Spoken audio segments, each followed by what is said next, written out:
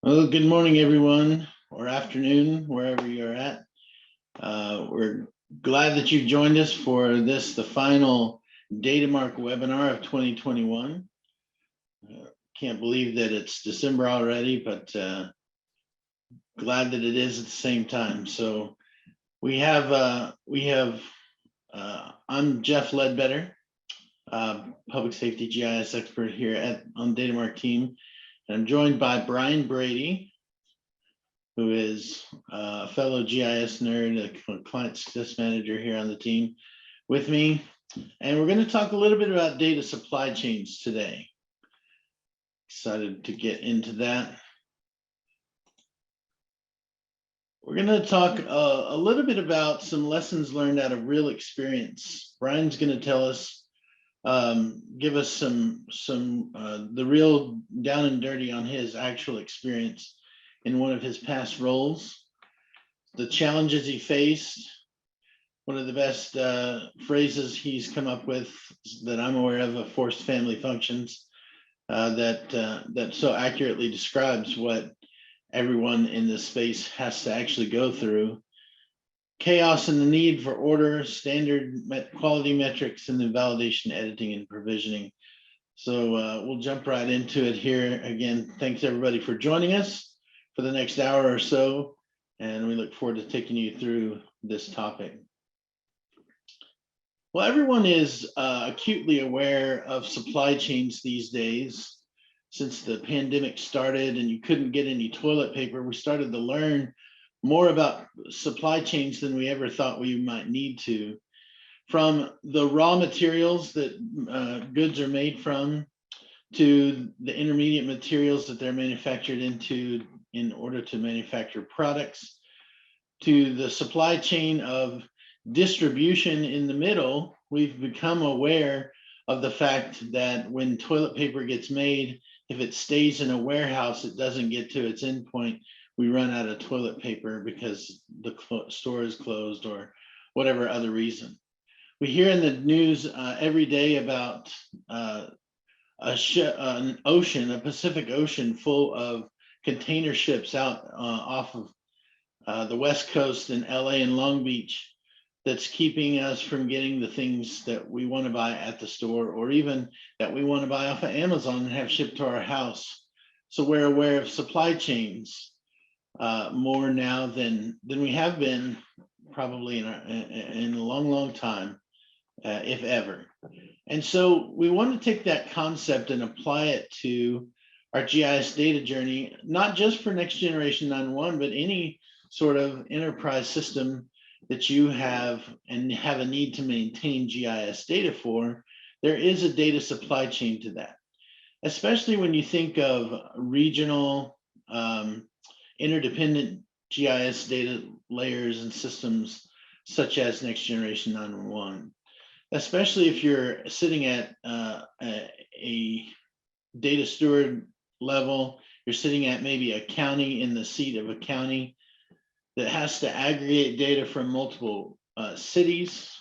If you're sitting in the public safety department, you have to aggregate data from multiple departments in order to create and maintain GIS data for public safety systems such as Next Generation 911 or CAD, then you should be acutely aware of what your GIS data supply chain looks like. And you're probably acutely aware of the pain points that GIS data supply chain brings you when you have trouble getting data updates or bringing them together on a regular basis. The thing we want you to be thinking about today coming out of this webinar is what does my data supply chain look like, and how am I going to work through it to get what I need on a regular basis as I need it, and not after I need it. So Brian is going to give us some lessons learned here in just a minute from his experience when he sat at just such a position as the GIS coordinator for Yuma County, Arizona. Actually, Brian can correct me if I'm saying this wrong, but he was either at the city or the county. I think he was at the city, right? But you were doing the job for the county, or as or region, or region. of the county, right? So you were collecting data from multiple cities across the county and the county, unincorporated county. You're bringing it together on a regular basis so that you had the GIS data that you needed for Next Generation 911 on an ongoing basis, right? Correct. So some lessons learned, and Brian's going to give you the ones that he learned, but a lot of lessons learned revolve around a lot less technical things than you might think, you might realize. And that's why I love Brian's of a forced family function, is that the things that actually impact the data supply chain the most, in my opinion, are the things that have little to do with GIS or little to do with servers or software or hardware, computer systems, right? And they're more to do with relationships, and they're more to do with clear communication than they are those technical things. And Brian will get through some of those with us and tell from his experience. So those are some challenges that come along with this, this need to identify and maintain your data supply chain. There's also a need for order in this supply chain because there's sustainability is one of the biggest issues, right? And if you don't have order in how you're going to collect, how you're going to process, and the outputs that you need to create throughout this process of maintaining your supply chain, then you're going to inflict more pain on yourself, and you're going to need solutions, right? Quality is another big important step, consideration, not just the quality of the constituent data sets, those smaller data sets that come together into the larger one, but you have to also think about quality as it relates to between the data sets as well. And Brian will bring us some information about that. These measures of quality are critical to get down and identify. I think in the long run, one of the things you can do best in order to establish these data supply chains is to think about all these things ahead of time, to think about them in a strategic way and a tactical way from there. The strategic way of thinking would have you think about the who's, what's, and how's and why's before you start executing, so that you know where your challenges are at, you know where your relationships are short, you know what you work together with the stakeholders of the group to come together and agree to in terms of what will get done, when it will get done, how it will get done, and who will do it. That strategic planning aspect of this is really critical to success, but it's often something that's overlooked. And so I don't know, Brian, in your experience, I'd ask you to talk a little bit about this in a minute. In your experience at the city of Yuma and Yuma County, talk a little bit about how strategic you were versus tactical, and then how tactical you were once you got there in getting there. Huh. That's kind of a frustrating topic. As Jeff kind of alluded to, we were the test bed for the state of Arizona. And the problem we ran into is we just basically attempted to utilize existing processes that had been around for years in support of E911 systems. And we had supported E911 systems for years, as well as CAD systems in the process. There wasn't, we didn't really have a model to follow there. So of course, in a pilot project, you're typically winging a lot. So there's going to be a lot of assumptions made, hence a pilot project to figure out what you're missing, right? And it's Jeff is alluding to,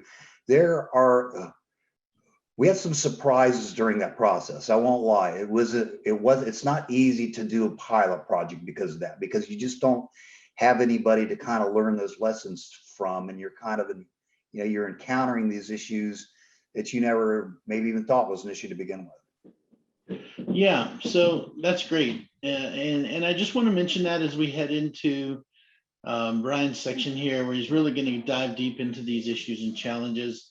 But I just want to mention that thinking strategically about how you work together with the folks you work together in this endeavor to create and maintain your GIS data, and you go down these data supply chains, is really important and critical. And if you ever run into any challenges with that, any needs for assistance with that, the DataMark team stands qualified and ready to help you through that. So at this point, I want to just give Brian the floor here and jump right into your story. All right. So good morning, everybody, and I'm happy that you all could be here. And I'm really hoping that you can take away something from this presentation. And anybody that really knows me, I try not to take life too seriously. So there are going to be some goofy cartoons in this presentation, but I assure you, they're meaningful here. So again, as Jeff had mentioned, I'd like to kind of share my personal experiences with supporting GIS, and as that related to the Arizona's Next Gen 911 pilot project. While there are many lessons to be learned from that experience, I'd like to focus specifically on the topic of data supply chains. But first, I'd like to kind of set the scene here a little bit. So before coming to DataMark, as Jeff had mentioned, I'd worked as a GIS administrator for the city of Yuma. Yuma County, on the other hand, is in the southwestern corner of Arizona, and it's bordered by California and Mexico. There are 8 addressing authorities, or at least sort of 8 addressing authorities, and 3 of these are incorporated municipalities, as well as a Marine base, and Yuma is also the home of the Army's Yuma Proving Grounds.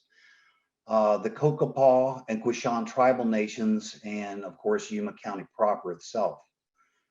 Prior to our migration to NextGen, we are already maintaining regional data to support legacy public safety systems and have been submitting data up to the state in support of various programs. So we really kind of had a supply chain, or at least we felt we did. Some of these supply chains were way back supporting National Broadband Project to begin with. Our initial local data aggregation, however, GIS from the local agencies had taken place years before the Next Gen pilot. And it was performed by a contractor. And up to that point, the data had never really been validated. But upon review of that data for Next Gen compliance, the data was nowhere near what we needed. So we kind of made a decision early on to retool it and to transition to a new data model. One that extended NINA's by adding a handful of fields to support our internal business needs, as well as some state and local business requirements. And this took place several months actually before the NINA GIS data model was even made publicly available. This was kind of tricky, and we needed to support existing business systems at the same time to include, but not limited to, our existing E911 system. And we had to do this without disruption as we implemented a new regional CAD system and an enterprise asset management system for the city at the same time we were doing this. In addition to us acting as this local aggregator of data, and as I previously mentioned, we were also the suppliers of that aggregated data for 2 different programs at the time at the state level. One, we were aggregating public data to the state for public safety reasons, and the other one was to support supply chain, which was for the Arizona Department of Transportation's statewide linear referencing system. So a whole other use for the data, right? The idea here is that data rolled up from the local authoritative sources up to us at the city, and to be in turn aggregated with 15 other counties at the state level. So, we're talking about a real supply chain here, right?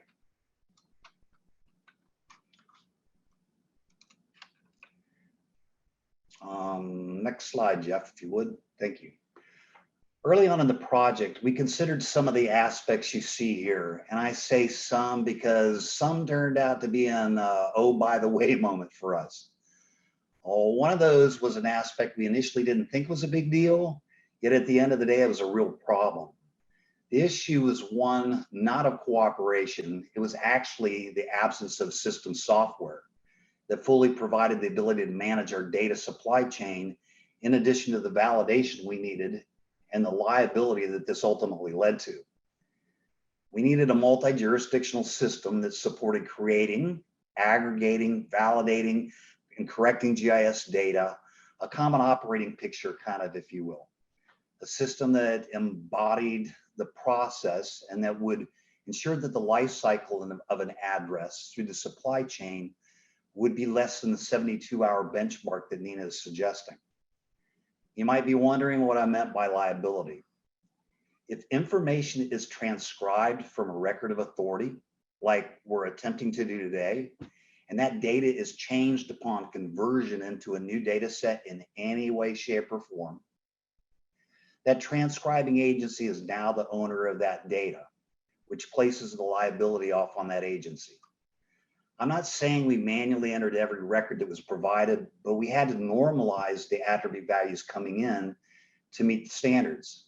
We had to calculate all the missing values and attempt to communicate all that back to the local authority from which it came, right? This is not where we really needed to be. Address additions, modifications, and deletions were submitted by each agency in every form imaginable, by hand, FTP, email attachments, or even in a couple instances, it was just described in the body of an email. Some submittals were complete production data sets with no indicators of what was different than what we had on file, or sometimes it was just a single record with no mention if it was a modification or addition to the system. We really had no choice but to review and transcribe everything. Submittals did not meet NINA standards as they are all sourced from homegrown data models purposely built for those agencies. And we couldn't really expect those agencies involved to change the way that they just did business. And that would have been, it would have been pretty unreasonable expectation anyway. I can tell you that after about 30 plus years in GIS, the transcription of data is not something that anyone should be considered normal unless your source data is paper itself, or if you're just left with no choice as we were. But I can assure you that you don't have to settle on doing it that way anymore. The State 911 office did supply us with the validation tool, so we were able to identify issues in the data and correct them. Yet again, we were normalizing and extending existing data at the same time we were importing, transcribing, and normalizing raw production updates from 7 other agencies at the same time. Our system was moderately complex. It had software dependencies, no mechanism to share anything outside of our shop. To be clear here, everything was constrained to a couple of PCs trapped inside our domain. So we imported what we could, patched the holes in the authority's attribution, and corrected whatever anomalies were being flagged, and periodically sending those results back to the originators. This process continually reinforced the notion that the data supply chain between ourselves as the aggregator and those 7 other agencies as the supplier was not healthy for us or the supplier, much less the public that data would ultimately serve. Our relationship and success with any given addressing authority varied over time, as one would expect. And it became more apparent with each passing day that our process was not what we wanted to see, much less efficient. Lesson learned here is that transcription leads to misrepresentation of the supplier's records, omission of data, and eventually it'll lead to finger pointing. And as I've already mentioned, assumed liability by the aggregator. Hey, Brian, a couple questions in the Q&A box here that I think really revolve around this slide and the one before. How many GIS technical staff existed in the entire Yuma region to work with? There was, in the city of Yuma itself, when we started this, including an intern, there were 7 of us just at the city. The county was fairly well staffed, probably pretty similar staffing at the county.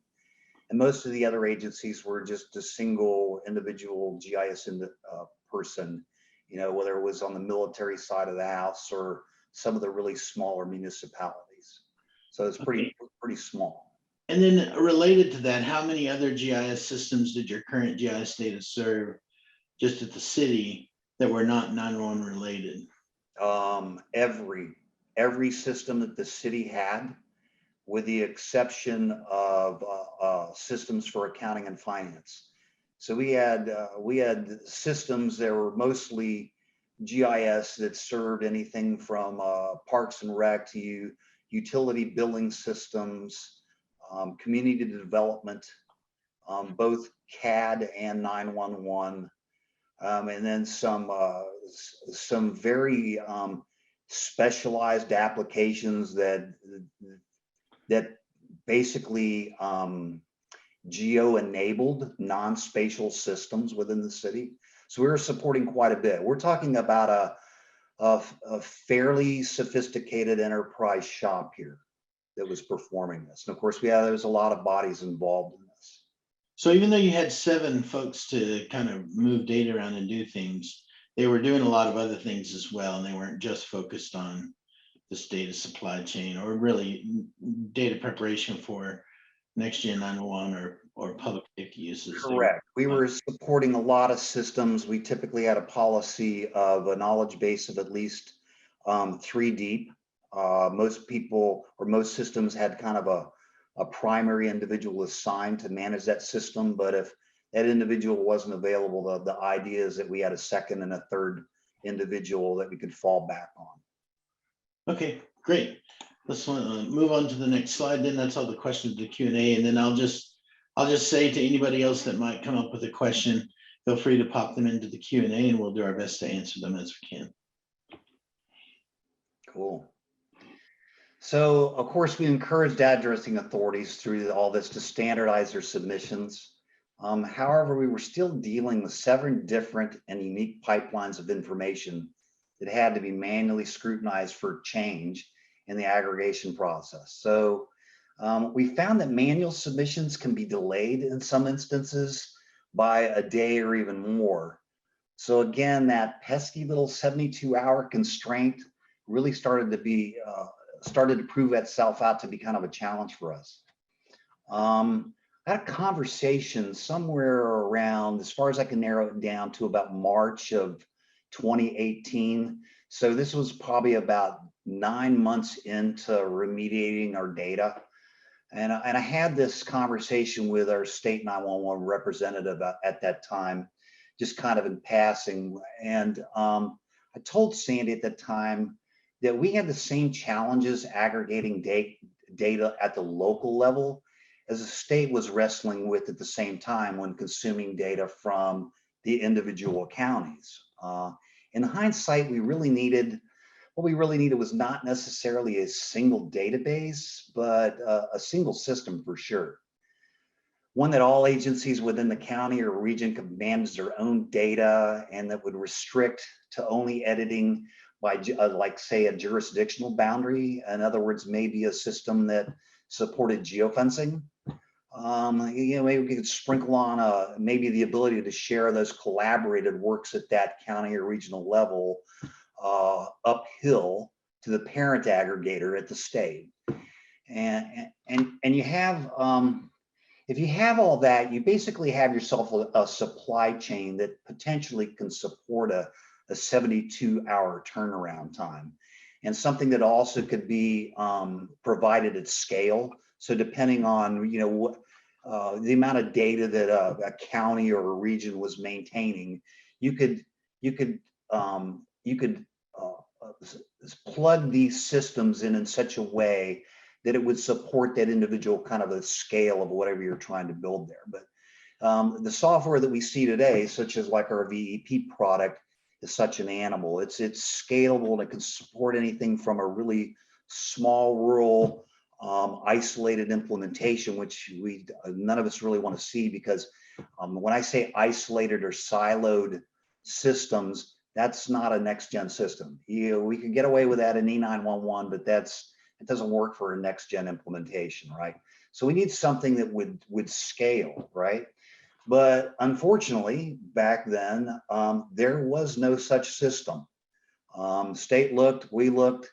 There were various systems that did pieces and parts to that, but there was no system, no collective system that was scalable to the state level like what we really needed, right? So when developing systems where the data is dynamic and the frequency of the submittals kind of varies over time, stakeholder meetings and buy-in of those processes got to be pretty critical. And of course, there was always that human element involved. I will say that everyone really tried to do their part in Yuma. I mean, everybody was really great, but it's really apparent today we just didn't have the right tool for the job. We had a tool, but we really needed a solution here, right? A solution that was multi-jurisdictional and that provided a common operating picture, which is incredibly important. And it needed to be really accessible from anywhere. That's only going to come from a SaaS-based solution, though, folks. We have to be really honest with ourselves about this. And I want to ask a question: how many of your kids play an Xbox or PS4? Maybe most of you that have kids. Yeah, well, that's a SaaS-based solution. It's just the wave of the future. The solution has to be simple enough to accommodate users at whatever skill level they happen to be at. And most importantly, they need to be able to manage their own data within that shared system. And I want to emphasize that it's really important for the addressing authorities to be able to manage their own data. So far, the only solution out there is basically ours that fills this bill, though. This is VEP is the only solution in its class, and in my humble opinion, it's the best that you can get. It moves the liability, and this is really super important. It's going to take and move that liability from the aggregator and back to the supplying authority. And guess what? If it existed back when I was in Yuma, that's the system I would have been asking and promoting for. And I'm just quite blunt about that. I mean, it's a system that I truly believe, and it's been proven to do exactly that. Let's dig in on that just for a second, Brian. How does it move the liability from the aggregator? And just talk for a second about how the aggregator got that liability in the first place. How does it move it from there back to the supplying authority? Well, okay, so let's think about this for a second. If you're consuming data from, say, a group of suppliers, and again, if you're having to modify that data in any way, shape, or form. So say, for instance, if agency A is supplying data to an aggregator and their attribute values are non-normalized. In other words, maybe they're not using a correct abbreviation for a street type or so on and so on, or they're just flat missing attribute data to begin with. Then while technically, yes, you can run various import or append routines to automatically kind of pull that data in, but it's really almost impossible to automate that because there's too many variables, because you can't really, you can't always be guaranteed what that supplier is going to give you, because they may not be playing by the same sheet music that you are, right? So you're on the aggregator side, you're trying to meet an actual standard, or at least the minimum specifications for NINA in this conversion. So the moment that you start adding in additional attribute values or changing the values that were provided to you, you've now assumed liability for that data because it's no longer the original data.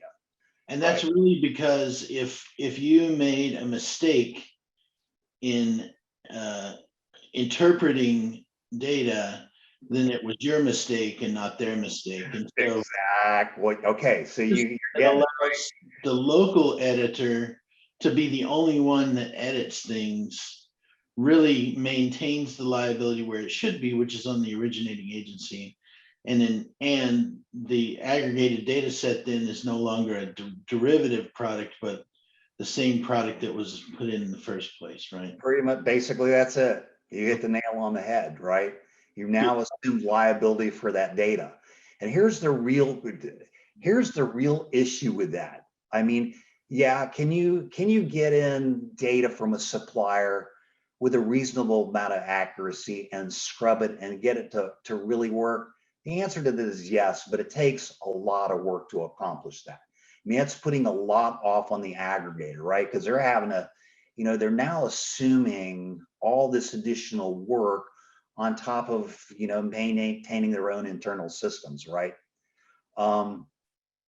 In that process, you'll end up with things that are fat fingered, omissions, other things like that, that are just going to kind of to lead to a marginal product, something that it's hard to kind of measure the quality of what's resulting from that process. But here's the real problem, folks, is upon normalization of that data, you have to get that back to that source that it came from, right? And try to encourage them to actually take information of theirs that you've actually improved upon that actually might benefit that supplying agency. That's almost impossible to do because you're going to be supplying back what? How are you going to, it's very difficult to subset. How do you have a transcript changes right. them back? Yeah, so the backhaul of this is really another aspect we never considered was going to be a problem, but it absolutely is, right?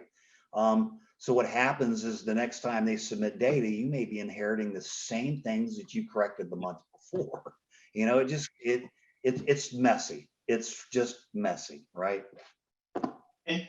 Well, let's keep marching on there. I think that was an important point to just dig into for a second. Thank you for that, Jeff. So managing data provided by the various agencies is tedious. And of course, again, it required us to connect with the submitter more than it didn't, right? I mean, we are commonly calling these providers up, trying to kind of clarify what they were giving us, right? So oddly enough, there didn't seem to be any correlation between the quality of the submittals and the kind of the technical capacity of a given agency to deliver.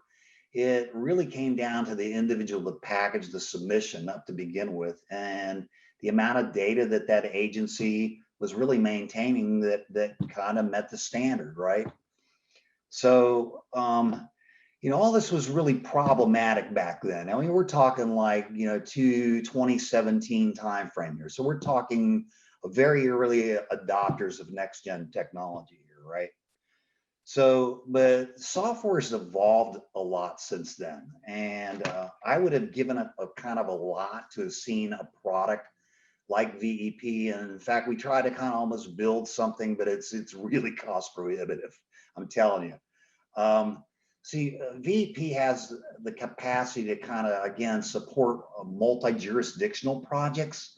And it uses two different mechanisms for supporting kind of data aggregation and this notion of keeping that liability pushed down at the local level where it really belongs, right? So one of these mechanisms is kind of defined by something called geofencing. In other words, we can take a boundary file and assign users to where they're the only ones that can actually edit within that area. So that a system of that type is really meant for like a fairly complex county implementation where there's multiple addressing authorities involved, and you just want to keep that responsibility for data at that local supply level, right? It's basically a single database that can be divvied up for by agency, if you will, right?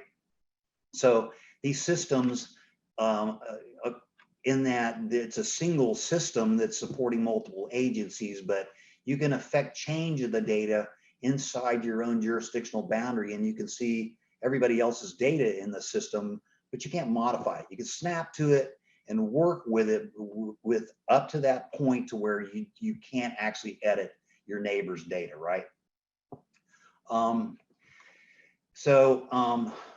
The second way of doing that is actually at the second tier up here. So I'm talking almost like at a state level, this notion of kind of an aggregator instance to where you can take this collection of data at a regional level, right, to where everybody's managing their own data almost in a geofenced environment. And then periodically that information can be shared at will with an aggregator system. Now, here's the cool thing about this software is that general concept of localized or regionalized systems that can be shared and then aggregated up to a parent someplace, that concept can be stacked one on top of another. So in theory, these systems can actually migrate or support the data supply chain and keep that liability down at that local level and actually go up not just from a state level, but it can go clear up and support even national level projects.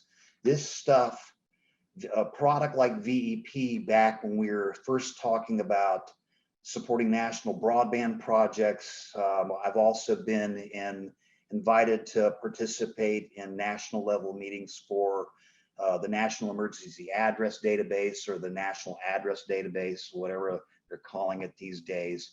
These big national level efforts. Piece of software like VEP was a pipe dream, didn't exist. It made the National Broadband Project, while I kind of consider it a success, has a lot of holes in it, and it's not a sustainable data model where they were able to kind of get data up in at the national level to certain degrees, right? With varying levels of success, right? It's not really in its current form, or the supply chain is not really sustainable in this country though. So again, it's evolved, right? So let's talk about this notion of forced family functions. And while Jeff, I'd like to take credit for this term, this actually came from a gentleman that I ended up working for a short time, who was our business manager with the city of Yuma. And he ended up taking a position as the head of San Diego County's Department of Education, IT guy. And this individual was incredibly intelligent, really smart.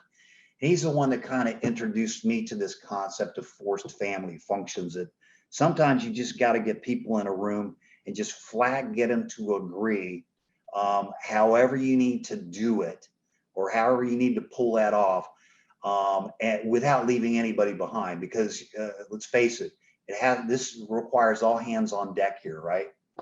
So again, in Yuma, we established this need for a collaborative multi-jurisdictional system and an application that would accommodate the differing skill levels that we were encountering, right, in this supply chain. And in the case of the Next Gen project, we ran the gamut from anywhere from single self-taught part-time users to those with pretty semi-advanced skill sets here, right?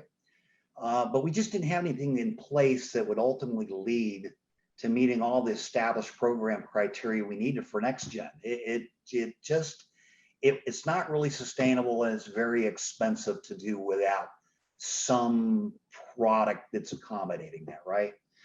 So one of our first geometries, just to kind of change gears here for a second, we built, the first thing we looked at was kind of the provisioning boundaries, or should I say, we kind of identified it, we didn't really build it. This was more kind of a grassroots effort that came out of the Yuma pilot more than anything else. And the idea was to use a kind of a topologically correct statewide county boundary that was managed in Arizona by Arizona State Lands. And we kind of made this kind of gentleman's agreement with our neighbors to kind of use that as a starting point, right? The idea was to convince our neighbors that, hey, we're going to use this boundary as our common boundary between us and you. And we were kind of hoping that they would do it. But you know, guys, all it takes is for somebody to start dragging legal descriptions, and that concept kind of all falls apart.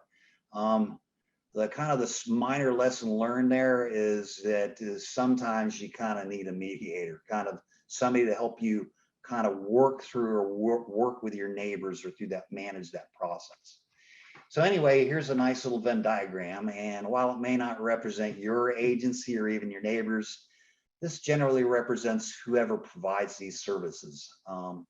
An addressing authority may be the same as your GIS data provider or some other mix, but at any rate, representatives supporting each one of these services need to be involved in pretty much every facet of your project.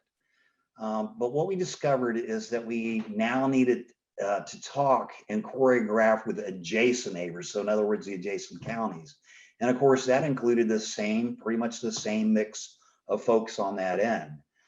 So again, can you kind of say a mediated forced family function? Because that's basically kind of what is almost required there. The real point I'm trying to make is this: don't underestimate just what a challenge a data supply chain is. Conceptually, it's simple, but in practice, it's another thing, right? So synchronization of our GIS and the ALI database was mandatory in Arizona. It was part of our annual reporting process to the state, right? And we did this starting back in E911.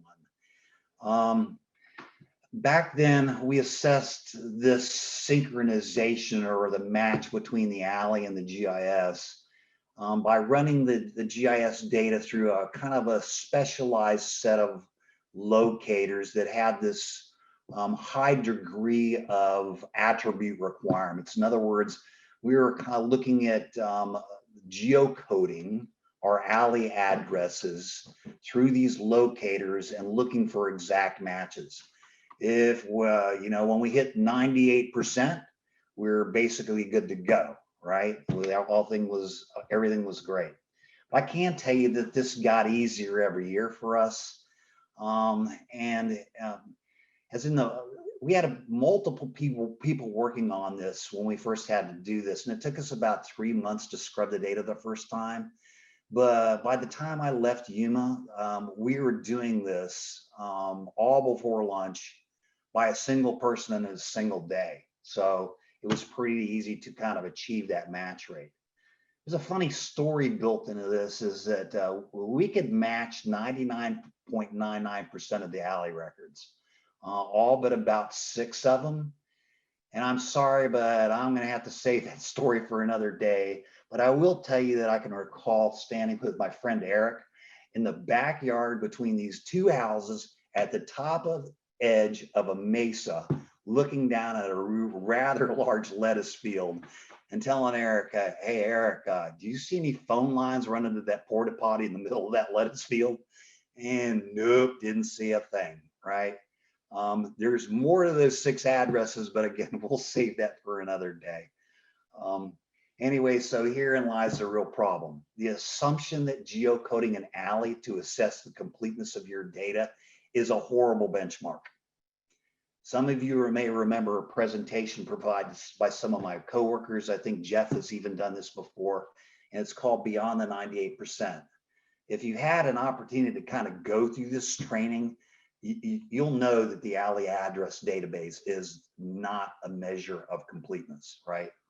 So think about this for a moment. 98% means that we can't locate 2 out of every 100 ALI records. I don't know the people where you live, but Human's ALI database did not represent every addressable feature. Wasn't even close. To really assess this internally in the city, we built a series of applications that tapped into several of our business systems, specifically for the purpose of reporting the completeness and the normalization and synchronization with those values in those systems. And it was a complete game changer for us. Of course, we can help you measure completeness of your address data by performing a similar process, but we call it an address comparison and an evaluation. But the process that we use at DataMark is utilizing a statistical weighted averages in the selection of what is something that we can confirm as a high likelihood of existing versus those that seem to be kind of a false hit, right? So it's quite a bit more sophisticated process that we put in Human. It's really a dynamite service. So let's see. So we finished synchronizing and accounting for every exception, in this data set that we were aggregating. And just maybe about 2 weeks before we went live in February of 2019. And I have to say, I do have gray hairs to prove this. The data was being consumed by every dispatch agency in Yuma. I think it's like 4 of them in Yuma. And we could update our 911 system and our CAD system on a bi-weekly basis. And if need be, we could have done it every day, right? Although it was so much information being pushed, it's usually required a couple of folks the better part of a morning to kind of update all those systems. The data also served our new asset management system, as well as our community development's permit management system. We even were able to pull off building an automated mapping solution for permit notifications, which was pretty cool. This was all utilizing our core GIS system, right? We didn't have 2 sets of address points and 2 sets of center lines. All these systems were being fed by a NENA compliant data model, which was really groovy. It was extended a little bit, had a few fields to accommodate for things, but it was all really a single set of data.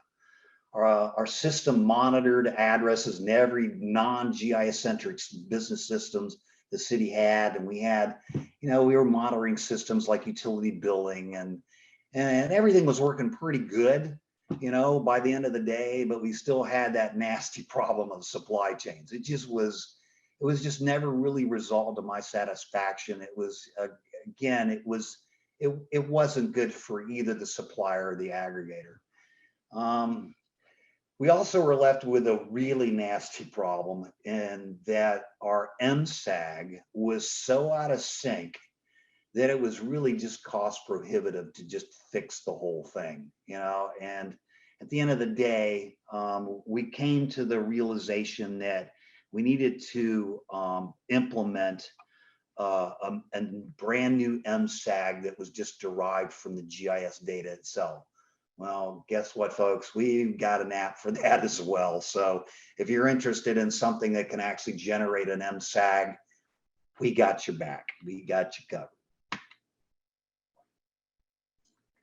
So kind of before, this is my last slide, and kind of before I go, I just kind of want to give a shout out to my peeps in Yuma. If you're on the phone, I have no idea if you are, and a kind of a special shout out to the city of Somerton. Somerton was our first PSAP that we stood up in the Arizona pilot project.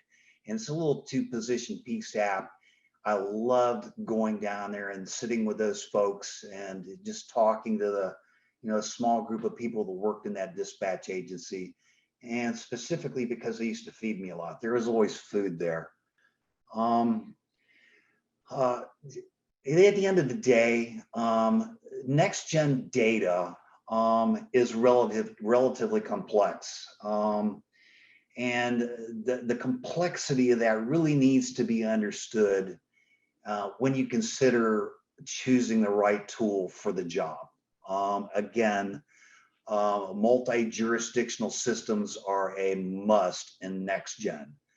We can't really continue to operate in the silos that was E911 before. It's just the truth, just the truth. So I hope what you take away from this, and in the more cases than not, next gen GIS data development and maintenance are best managed using a system that really provides a common operating picture, or a system that promotes communication between collaboration groups, and something that can be implemented as something that's suitable for the scale of your project. In the case of Arizona's pilot, we used what was available at the time, and as an application-specific product, next-gen multi-jurisdictional systems for GIS validation and maintenance, it just didn't exist back then, right? So we were using what we had access to. We were able to build some of the tools we needed in-house, but again, at the end of the day, didn't quite meet the mark, not really satisfactory, not something I would want to see long-term. In my opinion, it's not really sustainable. There's communication mechanisms, again, missing that whole idea of being able to move data after it's been aggregated, and whatever changes you made back to that authority is Most of the time, it's probably not happening. You may be fooling yourself if you're currently doing that today and believing that that information is actually being utilized to scrub data on the backhaul side of things, right? So my challenge for you today is this, because as a client success manager, it is my duty to supply you a challenge, right? So my challenge is this, is to kind of look past your silo of information and consider the benefit to be gained for yourself, your fellow stakeholders, and ultimately the public that you serve, right? And all else, choose the right tool for the job, right? So thank you for your time. I really appreciate it. And with that, I'm gonna turn it right back over to Jeff. So thank you, Jeff. Great, yeah. Thanks for sharing your experience there, Brian. If anybody has any questions, again, we'll entertain those either through the Q&A box. But I just want to emphasize that this data supply chain issue is something that shouldn't surprise anybody. You know it, you should know it, be aware it's out there as you enter into these activities, as you prepare your data for NG911, is to make it sustainable. I have discussions with clients on a regular basis where they kind of come to this conclusion because they needed their neighbor's data for their CAD system or something like that, and they realized, oh wait, we can prepare it this one time, but what happens whenever they have an update? And so you gotta be thinking ahead about what happens when they have an update. And not only that, but wouldn't it be nice if there was a way to share the data that does get aggregated out to everybody so that everybody gets that update every time it happens? Here's a, oh, yeah, it was a, thank you, great presentation. So kudos to Brian for a great presentation. Appreciate everybody for attending today. If you have any questions, of course, feel free to reach out to Brian or myself at any time. We'd love to entertain a discussion about these things with you, and appreciate your time today, and everybody have a great one. Happy holidays, Merry Christmas, Happy New Year, all that stuff coming up, and we'll look forward to seeing you on some webinars in 2022. Thanks, Brian.